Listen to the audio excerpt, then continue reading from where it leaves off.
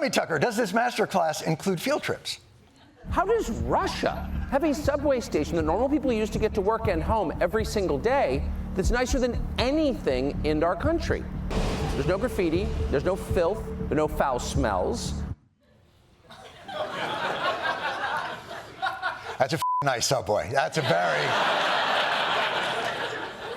Although, to be fair to the New York City system, it was constructed in 1904 out of urinal cakes by the great engineer Giuseppe Pissa Everywhere.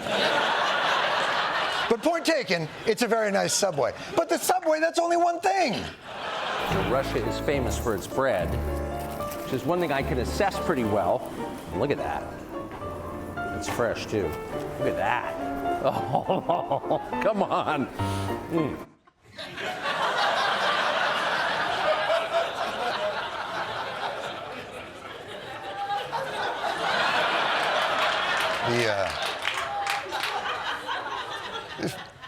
This guy really likes bread. I hate to think what would have happened if he had found a bagel.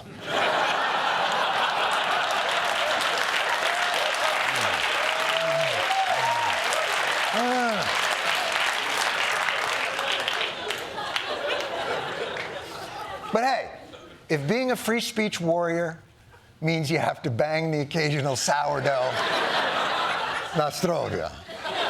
But our time is limited. Could you drive home the purpose of your deception on this trip in the most cynical way possible, please?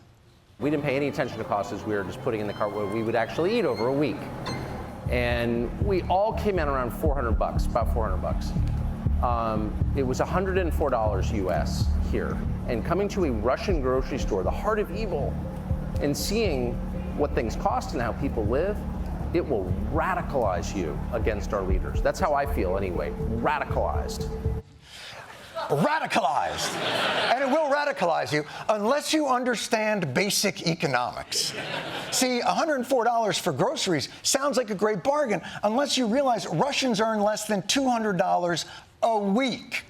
But that's the kind of context that a, what did you call yourself earlier? A journalist would have provided. But here's the reality. You f***ing know all this because you aren't as dumb as your face would have us believe. Perhaps if your handlers had allowed, you would have seen there is a hidden fee to your cheap groceries and orderly streets. Ask Alexei Navalny or any of his supporters.